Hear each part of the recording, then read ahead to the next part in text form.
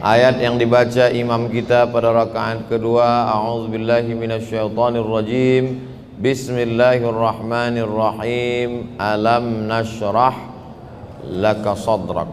Ayat itu ditujukan untuk Nabi Muhammad sallallahu alaihi wasallam. Alam nashrah laka sadrak.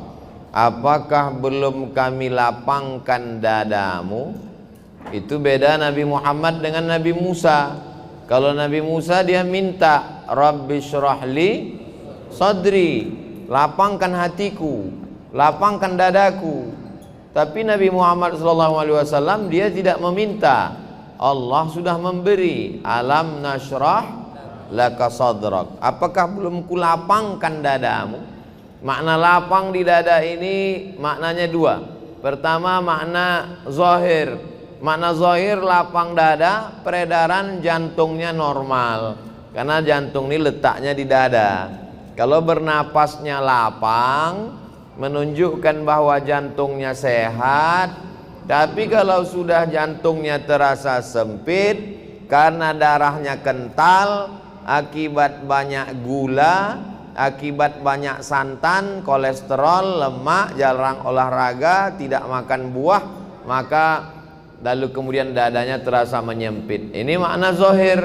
Adapun makna batin, artinya dada terasa sempit karena banyak masalah, dililit hutang. Di rumah itu semuanya hutang, dari mulai rantang sampai mesin cuci hutang. Satu-satunya yang lunas cuman istrinya aja. Itu pun karena disyaratkan Pak Kua mesti tunai. Nah, jadi mudah-mudahan dengan selalu berjamaah ke masjid, pengajian, segala beban dada kita menjadi ringan.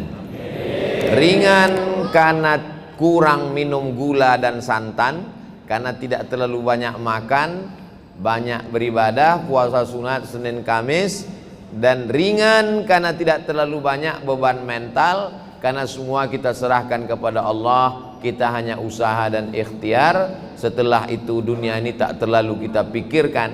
Karena kalau terlalu kita pikirkan, pecah pembuluh darah, stroke, mati. Kalau mati nggak apa-apa, setengah mati ini yang nggak tahan. Anak kita pun belum tentu mau ngurus kita, istri kita apalagi. Maka kita jalani hidup ini dengan mengikut yang sudah diaturkan Allah. Ihfazillaha, jaga hukum-hukum Allah, jaga agama Allah, yahfazka. Insyaallah Allah akan mengurusmu.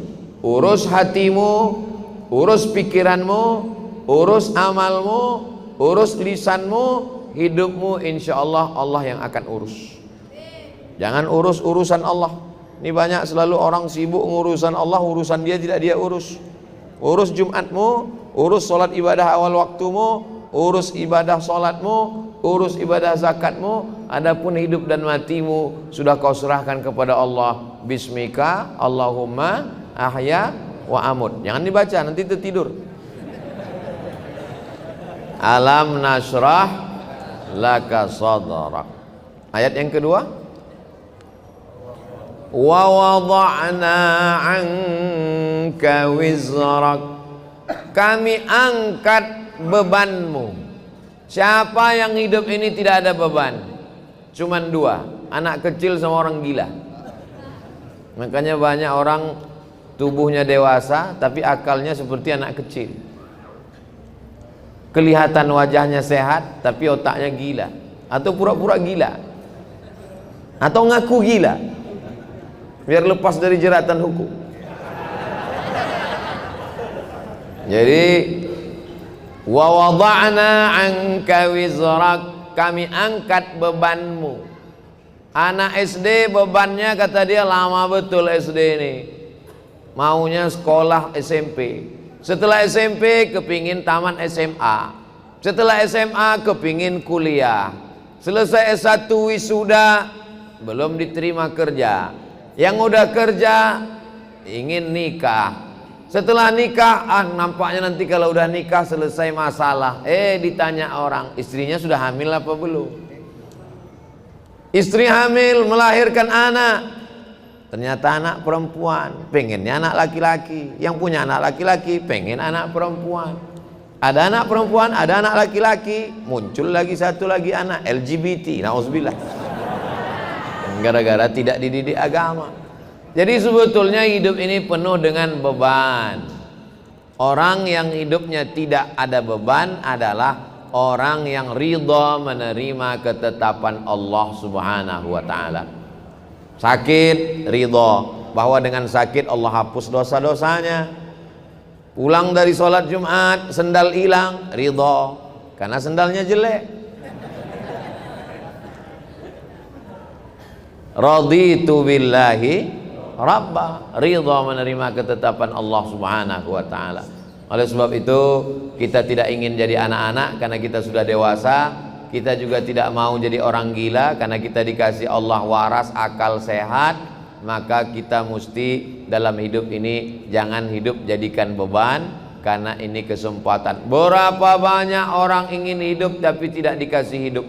Maka kalau kita banyak berserah kepada Allah, wa wada'na anka wizrak. Ayat yang ketiga, alladzi anqadha dhahrak, beban yang memberatkan pundakmu. Zahrak ini, orang kalau terlalu berat beban di pundaknya, bawaannya nunduk aja.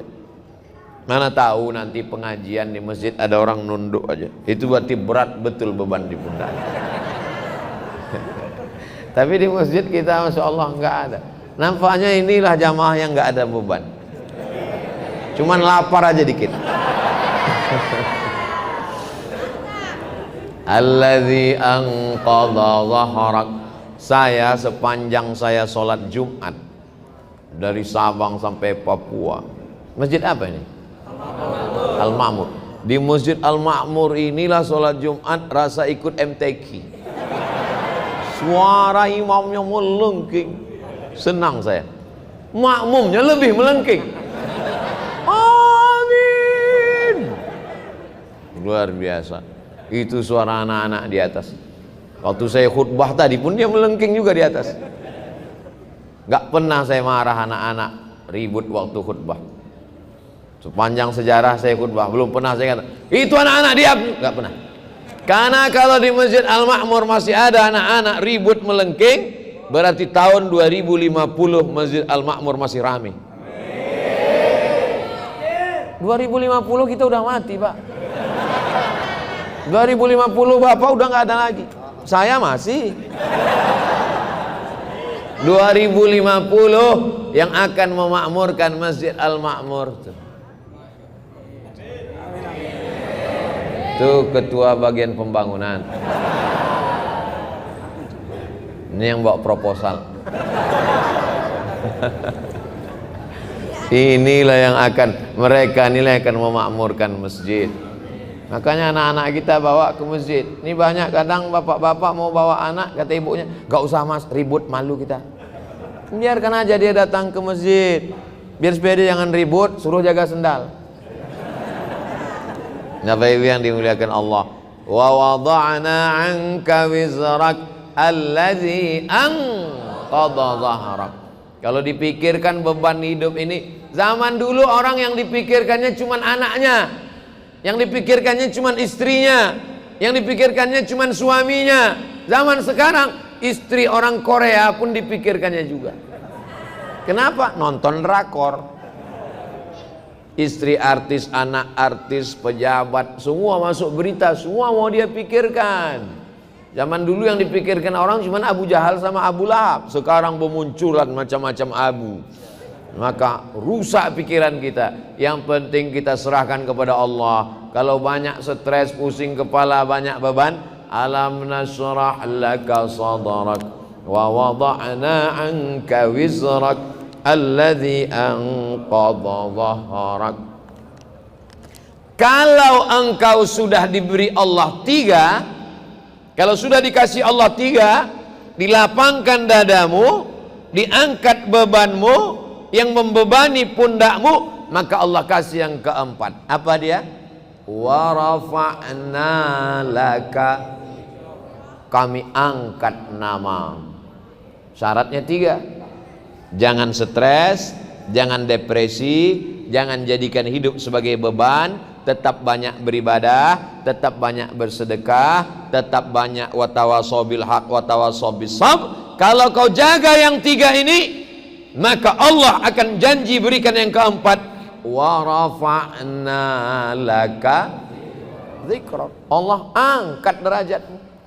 Mana contoh orang yang diangkat Allah derajatnya? Nih mereka di atas. Sedikit lagi sampai ke langit. Kita yang ada di masjid ini adalah orang yang diangkat Allah derajatnya.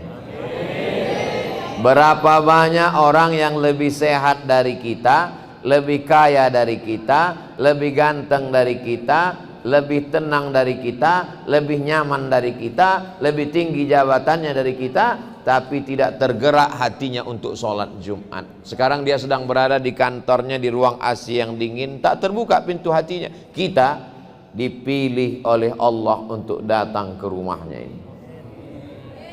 Inilah wa rafa'na laka dzikrak. Mereka yang tidak sholat Jumat, matinya akan dimakan cacing tanah. Betul?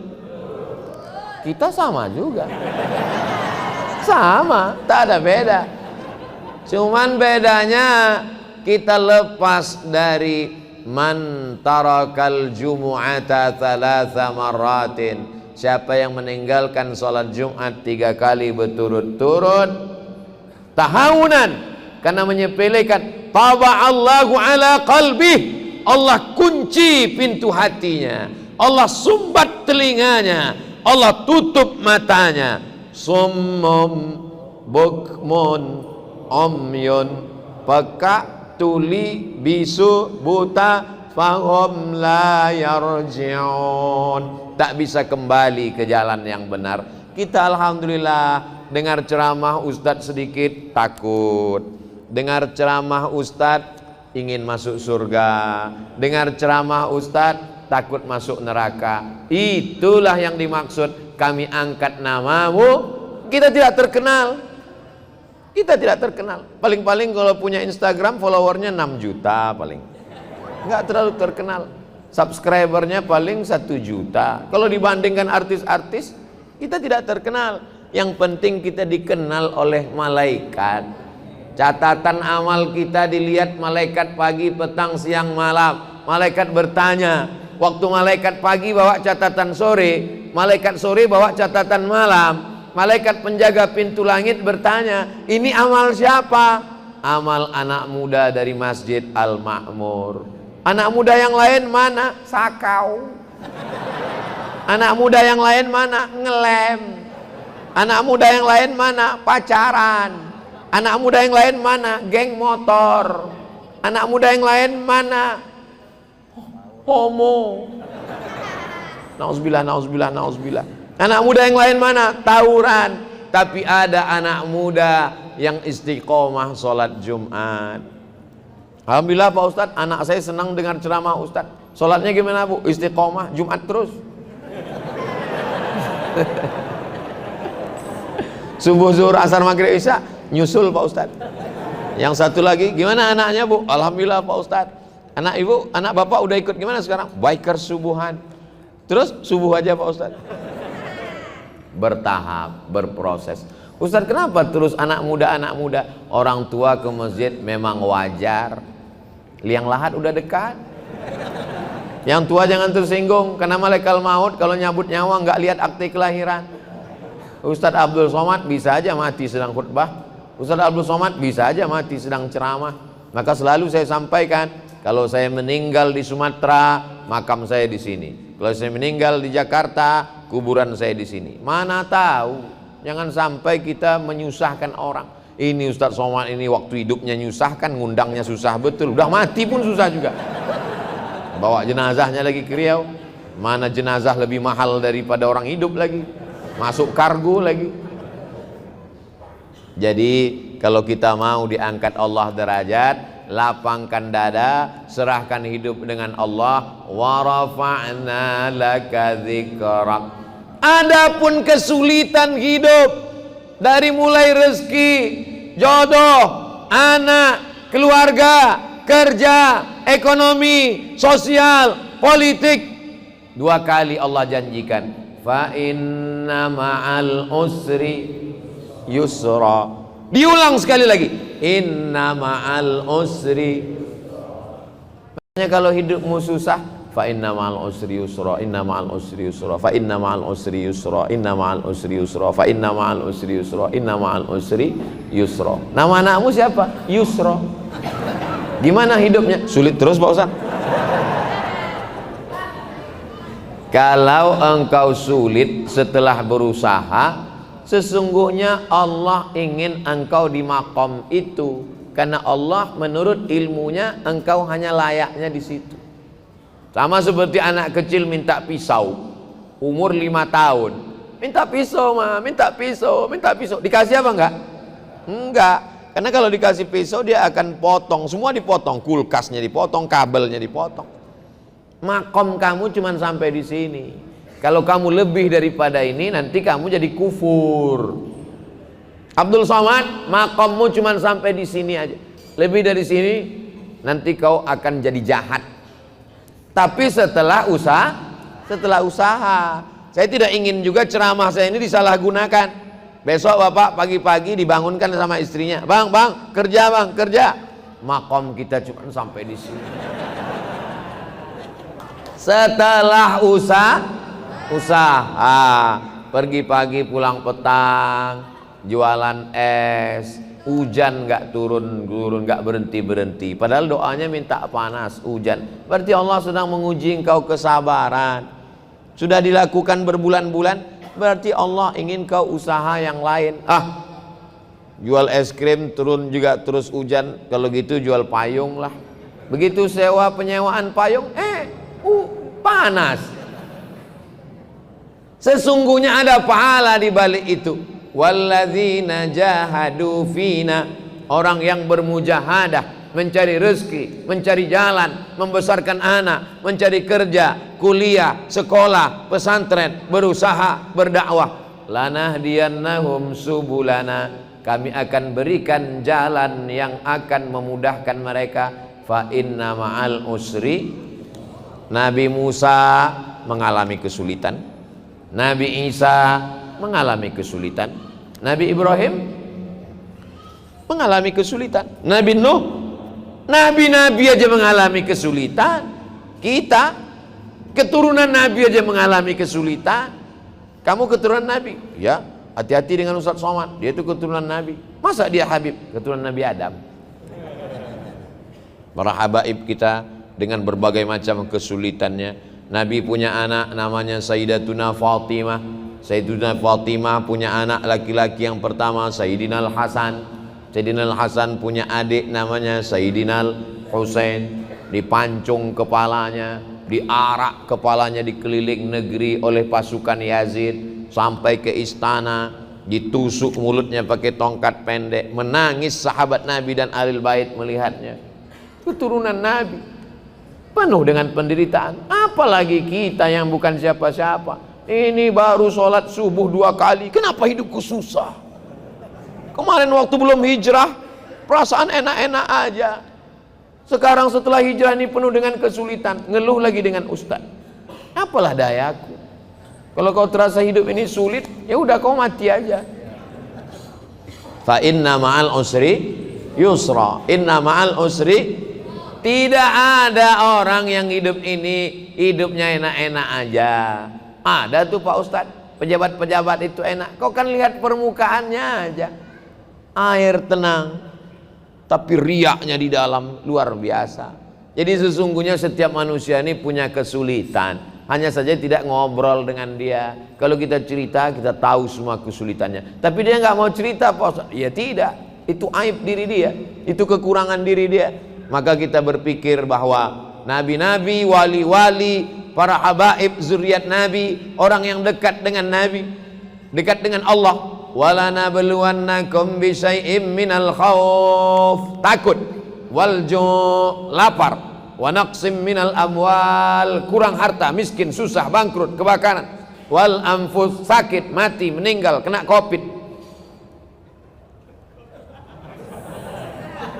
wal anfus was samarat, buah-buahan, paceklik, kering kerontang, tanaman tidak tumbuh. Wa basyiris sabirin, berikanlah kabar gembira kepada orang sabar. Alladzina idza asabathum musibah qalu inna lillahi wa inna ilaihi raji'un. Fa inna ma'al usri yusra, inna ma'al usri yusra.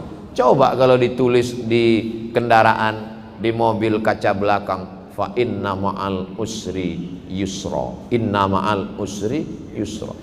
Pas lampu merah, orang di belakang ngelihat, dia sedang sibuk, stres, depresi. Pas dia lihat tulisan fa inna ma'al usri yusra, inna ma'al usri yusra. Kita tidak berdakwah, tidak ceramah, tapi dengan tulisan di kaca itu. Coba supir-supir truk itu kalau ditulisnya di belakang truknya, fa inna ma'al usri yusra. Ini enggak, truk-truk di belakang tulisan kutunggu jandamu. Apa ini? Mau pulang bokeh, enggak pulang rindu. Yang baca stres, yang nyetir gila. Cobalah hidup kita nih berdakwah. Cuman kalau ayat-ayat Quran ditulis di baju, kalau bisa jangan. Karena nanti ayat bajunya dibawa masuk mesin cuci, diinjak-injak, disetrika. Bajunya nggak dipakai lagi, dipakai untuk ngepel, untuk geset kaki. Fa inna ma'al usri yusra. Durhaka kita kepada Allah. Jadi yang ada tulisan-tulisan itu digunting, surat-surat undangan nikah itu kalau bisa jangan tulis wa min ayatihi an khalaqalakum, terjemahnya aja. Kalau terjemah tulis Latin, kalau bisa dibakar, ada ayat-ayat Al-Qur'an. Fa inna ma'al usri yusra, inna ma'al usri yusra. Apa ayat berikutnya?